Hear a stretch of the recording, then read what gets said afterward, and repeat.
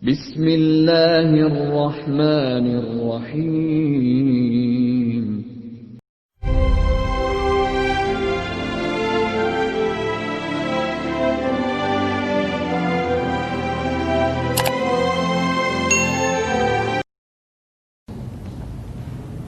Quran surah 21 Al-Anbiya. Ini paling komplit dan ini kalau isyarat Qurannya akan dialami oleh setiap makhluk yang hidup.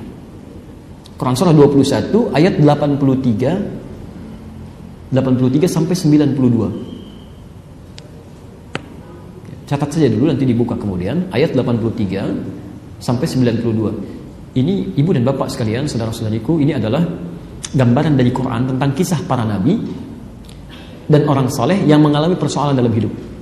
Ada yang sakit parah luar biasa, ada yang masalah dengan keturunan, ada yang masalah dengan aktivitas yang menghimpit sampai gelap mata, sampai gelap mata. Tapi semua dibebaskan oleh Allah. Dan kalimat menariknya di ayat-ayat ini adalah orang-orang yang punya masalah serupa dengan ini, kami akan berikan solusinya kalau mengerjakan amalan yang sama dengan mereka. Saya kasih satu contoh saja di rangkaian ayat ini tentang Nabi Ayyub di ayat ke-83-nya sampai 84. Perhatikan kalimatnya, wa ayyuba idnada rabbahu rabbi anni massani yadhurru wa anta arhamur rahimin. Ada ayat ini?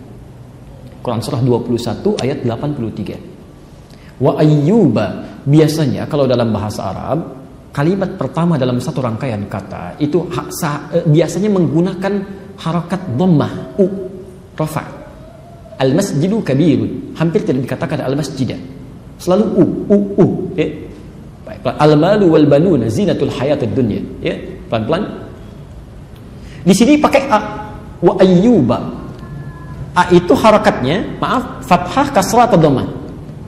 Fathah, apa artinya fathah? Fataha, iftahil bab, apa artinya iftah? Fathah, buka, terbuka. Fathah itu sesuatu yang terbuka. Wa ayyuba, dan kami buka kisah Ayub ini untuk menjadi inspirasi bagi siapapun yang melihat dan mempelajarinya. Ada ilmu nanti untuk membaca itu ya, di antaranya di ilmu arud.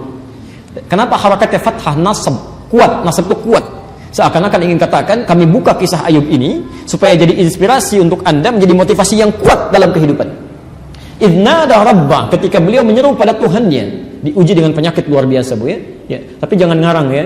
Ini tidak disebutkan penyakitnya apa, cuma kondisinya luar biasa parahnya. Ada yang berspekulasi mengatakan penyakitnya itu penyakit kulit, kemudian ada belatungnya. Begitu mau sholat dicopot dulu, setelah sholat dipasang lagi, nggak ada kerjaan ngarang-ngarang begitu, itu nggak ada. Itu zamannya Ali bin Abi Thalib. Kalau ada yang seperti itu, besoknya nggak ngajar lagi.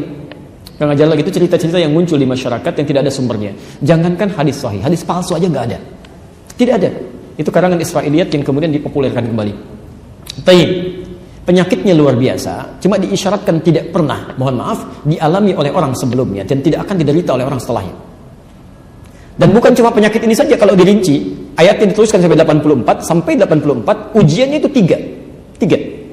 Ayub ini kan orang kaya, Masya Allah. Kemudian keturunannya luar biasa, ada 12 anaknya, kaya, semua sehat-sehat, kuat, kan? Yang ketiga ini menarik, ini menarik. Mohon maaf, dan soleh. Kaya, keturunan sehat, kuat, dan soleh, dekat dengan Allah. Sehat luar biasa. Satu kali diuji dengan 3 hari aja, 3 hari. Hari pertama, mohon maaf, semua hartanya hancur, lebur, ternaknya mati semua, kemudian seluruh aset perkebunannya terbakar. Insya Allah. Apa yang terjadi? Ternyata ibadahnya meningkat 2 kali lipat, bukan menurun. Ayo kami uji ini untuk contoh bagi manusia. Engkau kaya luar biasa, banyak aset saya hancurkan sekarang. Apakah akan turun ibadah? Tidak, 2 kali lipat. Ada nabi, rasul, Masya Allah, surganya jelas. Diuji dengan kekayaan, hancur semuanya dalam 1 hari, meningkat ibadahnya 2 kali lipat. Ada orang bukan nabi, bukan rasul, nggak jelas surganya, kehilangan sendal di masjid, rame, Masya Allah, nggak evaluasi diri gitu ya. Baik, kita teruskan. Hari kedua, barangkali keturunannya masih ada, diwafatkan oleh Allah. 12 anaknya wafat sekaligus, bukan 1-2, 12 anaknya. Seorang kehilangan 1 anak, dipanggil oleh Allah, bukan kehilangan sebetulnya, bukan kehilangan. Allah ambil, tugasnya selesai. Cuma tinggal yang belum selesai adalah tanggung jawabnya di akhirat, akan ditanya. Maka yang sering berharap punya keturunan setelah dikasih, hati-hati itu titipan, Anda akan ditanya. Mungkin tugas Anda tidak harus sampai dewasa. Masya Allah, ada yang tugasnya baru berapa bulan, Ada yang tugasnya baru dilahirkan, ada yang tugasnya sampai beranjak tumbuh. Hati-hati, itu semua tugas ya. Dan akan ditanya di akhirat nanti. Ini 12 anak yang diwafatkan oleh Allah, dipanggil segera. Meningkat lagi 2 kali lipat. Barangkali masih sehat, diuji dengan penyakit yang tidak dialami orang sebelumnya, tidak akan pernah dirasakan oleh orang setelahnya. Masya Allah. Kurang lebih nikmat dalam dalam masa 20 tahun. Setelah 7 tahun dengan istrinya bersabar dengan itu, istrinya mengatakan begini, istrinya, kalau dalam bahasa kita, papakan Nabi, Rasul, bisa mengangkat tangan dikabulkan doanya. Kurang berapa lama kita menanti, mohonkan kepada Allah supaya disembuhkan. Disembuhkan gak minta banyak, asal sembuh aja. Lihat jawaban Ayub. Bertanya pada istrinya, berapa lama kita senang? Kata istrinya, kurang lebih 20 tahun. Berapa lama kita diuji sekarang? Kurang lebih 7 tahun. Perhatikan Pak jawaban Ayub. Nanti saja, kalau masa ujian sama dengan kekayaan itu 20 tahun, sama-sama senangnya, baru saya mohon kepada Allah. Malu rasanya, diberikan kenikmatan 20 tahun, diuji seperti ini baru 7 tahun sudah minta kepada Allah. Malu rasanya. Tapi yang paling menarik, ketika penyakitnya sudah mulai mengganggu beliau untuk ibadah, bukan beraktivitas. Ya. Ini saat sakit masih bisa beraktivitas, masih bisa ibadah, nggak pernah mengeluh. Biasa aja nikmati, alhamdulillah, dekati Allah, berdoa dengan baik. Tapi yang paling menarik, ketika penyakit ini sudah mengganggu Ayub untuk ibadah. Sesuatu yang mengganggu dalam bahasa Arab disebut dengan durun. Jamaknya dorra. Nanti ada godaan-godaan dalam hidup ibu bapak sekalian yang akan mengganggu secara fisik pada kita. Ya. Di antaranya Al-Baqarah Quran surah 2 ayat 214, posisi paling kanan sebelah bawah. Ya. Am hasibtum an tadkhulul jannata wa lamma ya'tikum mathalul ladzina khalaw min qablikum masathumul ba'sa wad-dharra. Ada penyakit yang mengganggu. Ya. Ada godaan secara fisik. Ya. Kalau Ayub kena penyakit fisik luar biasa, barangkali kita kasih hujan, ya, mulai kena fisik macam-macam. Nah ini penyakitnya sudah mengganggu kepada ibadah, sulit untuk ibadah. Ya. Kalau kita mau sholat susah gitu ya, baru berdoa. Masya Allah. Apa doanya? Perhatikan doanya.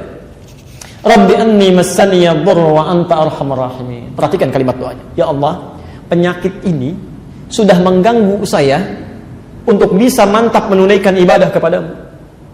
Ya Allah, penyakit ini sudah mulai mengganggu saya dalam ibadah, ini sudah gak nyaman lagi ibadah. Sedangkan kau yang paling sayang kepada saya. Ya. Kalau dalam bahasa bebas, kalau yang paling sayang saja tidak mengabulkan doa saya, lantas kepada siapa lagi saya mesti minta? Allahu Akbar. Ketika kalimat yang disampaikan oleh Nabi Ayub melekatkan kata ibadah, langsung turun jawabannya di ayat 84-nya. Fastajabna. Ya. Menggunakan fa, Pak. Saya pernah terangkan dulu ya, masih ingat? Ada menggunakan huruf waw, ada menggunakan thumma, ada menggunakan fa. Itu beda. Kalau pakai waw itu ada jeda sedikit. Kalau bahasa Qurannya wastajabna, artinya Ayub selesai berdoa nunggu 5 menit jawaban turun. Kalau pakai thumma, berdoa saat itu barangkali besok baru terjawab. Tapi kalau menggunakan fa itu artinya tidak ada jeda. Selesai berdoa seketika jawaban turun. Fastajabna lahu fakashafna ma bihi min dhurri. Kami langsung jawab doanya, kami sembuhkan dia. Bukan cuma disembuhkan saja. Masya Allah, ternyata Masya Allah setelah sembuh ini apa yang terjadi? Tadi kan anaknya berapa? 12 kan? Setelah sembuh kemudian istrinya mengandung lagi. Setiap kali mengandung kembar sampai mengandung 12 kali, lahir 24 anak. Wa atainahum mithlahum wa ma'ahum. Ya. Kami berikan kembali keluarganya yang hilang kemarin. Wa mithlahum ma'ahum, dan semisal mereka sama persis jumlahnya. Ya, yang semula merasa kehilangan 12 anak dikembalikan 24 anak. Ya, kebiasaan orang-orang pada saat itu, karena Ayub ini orangnya baik, dekat dengan sekitaran, begitu mendengar sembuh, ini kebiasaan mereka mengunjungi. Kalau dalam berkunjung itu bawa sesuatu, maka Masya Allah sekampung kunjungi Ayub. Begitu datang kasih ini. Begitu selesai, ternyata kekayaannya meningkat 2 kali lipat dari sebelumnya. Anda bisa bayangkan. Tapi yang paling menarik, di ujung ayatnya ditutup, demikian pula kami akan berikan pada orang-orang beriman. Yang punya masalah serupa dengan Ayub akan diberikan hal yang sama. Kalau dia melakukan amalan-amalan yang dilakukan oleh Ayub.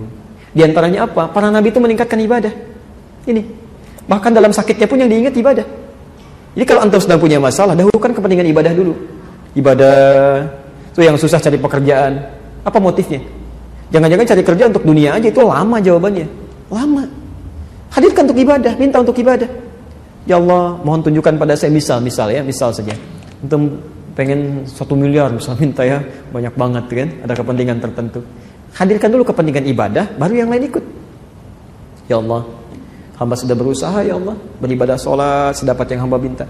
Cuma sampai sekarang belum bisa zakat ya Allah, yang sekiranya bisa memberikan bantuan kepada banyak orang. Hamba tidak minta banyak, mohon ya Allah beri kesempatan berzakat dengan 25 juta saja, supaya ada kebaikan untuk orang banyak.